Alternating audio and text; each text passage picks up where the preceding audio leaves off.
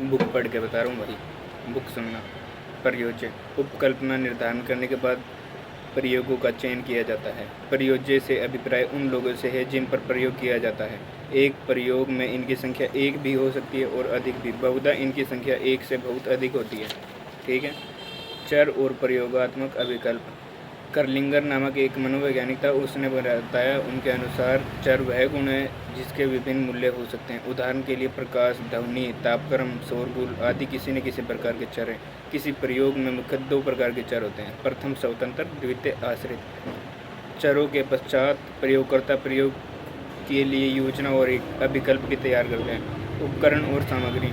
अध्ययनकर्ता प्रयोग में जिन उपकरणों का प्रयोग करता है उनका संक्षेप में विवरण देता है। यदि प्रयोग के लिए वे किसी नए उपकरण को विकसित करता है तो वह उसका विस्तृत वर्णन करता है। नियंत्रण। समस्या से संबंधित साहित्य का अध्ययन करके तथा विशेषज्ञों की राय और अपने अनुभव के आधार पर वह ये निश्चित करता है कि अध्ययन समस्या को कौन कौन से कारक अथवा चर प्रभावित कर रहे हैं।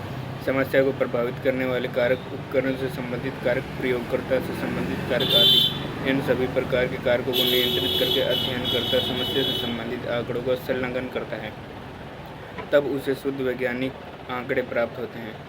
निर्देश तथा विधि। नियंत्रण आदि को निश्चित करने के बाद प्रयोगकर्ता प्रयोज्य अथवा प्रयोज्य के लिए निर्देश निश्चित करता है कि प्रयोज्य से प्रयोग से संबंधित कार्य लेने के लिए क्या क्या निर्देश देने हैं।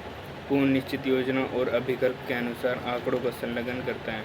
परिणाम। पूर्व निश्चित प्रयोग योजना के अनुसार आंकड़ों का संकलन करने के बाद आंकड़ों का वर्गीकरण करके सारणीकरण करते हैं। फिर प्रयोग अभिकल्प के अनुसार उच्च सांख्यिकीय विधियों द्वारा आंकड़ों का विश्लेषण करते हैं और सांख्यिकीय विश्लेषण के आधार पर परिणाम ज्ञात कर लेते हैं। व्याख्या तथा सामान्यीकरण।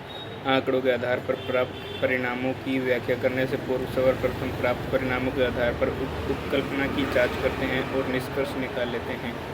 फिर अपने निष्कर्षों की व्याख्या विभिन्न सिद्धांतों के आधार पर करते हैं। अंत में सामान्यीकरण में यह देखते हैं कि प्रतिदर्श पर प्राप्त परिणाम कहाँ तक सामान्य जनसंख्या पर लागू होते हैं।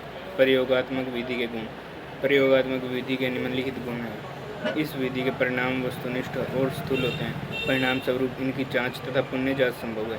ये विधि संकलित आंकड़ों तथा तथ्यों के वैज्ञानिक विवेचन पर आधारित है। प्रयोग विधि का शिक्षा मनोविज्ञान के क्षेत्र में बड़ा ही उपयोग है। ये विधि अधिक विश्वसनीय है क्योंकि इस विधि के द्वारा जो निष्कर्ष निकाले जाते हैं उनके लिए वैज्ञानिक विधियाँ, सांख्यिकीय तथा पूर्व नियोजित विधियाँ अपनाई जाती हैं। प्रयोगात्मक विधि के परिणाम स्वरूप ही मूल्यांकन तथा शिक्षण की नवीनतम विधियों का आविष्कार हुआ तथा शिक्षा में आमूल चूल परिवर्तन हो रहे हैं।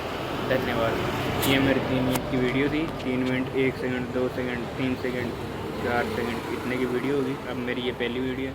अब मैं डेली यूट्यूब पर वीडियो डालूँगा तो देखना आप मेरी आवाज़ में क्या क्या परिवर्तन आता है या फिर मैं कैसे पढ़ता हूँ। मैं यानी कि मेरा कोई फिक्स नहीं है कि मैं ये डेली वीडियो डालूँ ना डालूँ। मैं ये डेली बस इसलिए डाल रहा हूँ, मेरे को कोई फ़ैन फॉलोइंग नहीं चाहिए, ना मेरे को कुछ और चीज़ों से मतलब है कि मैं मोनेटाइज करना चाहता हूँ, मेरे को सब्सक्राइबर चाहिए, लाइक चाहिए, मेरे को इनसे कोई मतलब नहीं है। मैं ये डाल रहा हूँ बस अपने मतलब के लिए, यानी समझो मैं वैसे ही डाल रहा हूँ, टाइम पास करना है मुझे। यूट्यूब पे बस वीडियो डेली डालूँगा मैं अब से डेली वीडियो डालूँगा। कोई कैप्शन नहीं, कोई टाइटल नहीं, बस थोड़ा सा टाइटल लिख दूँगा, video number 1, video number 2, video number 3 ऐसे लिख के मैं इसको अपलोड करूँगा और ऐसे करता रहूँगा। ठीक है भाई लोग, तो आप सब्सक्राइब करो तो कर लेना, नहीं तो बाकी मैं तो ये डेली अपलोड किया।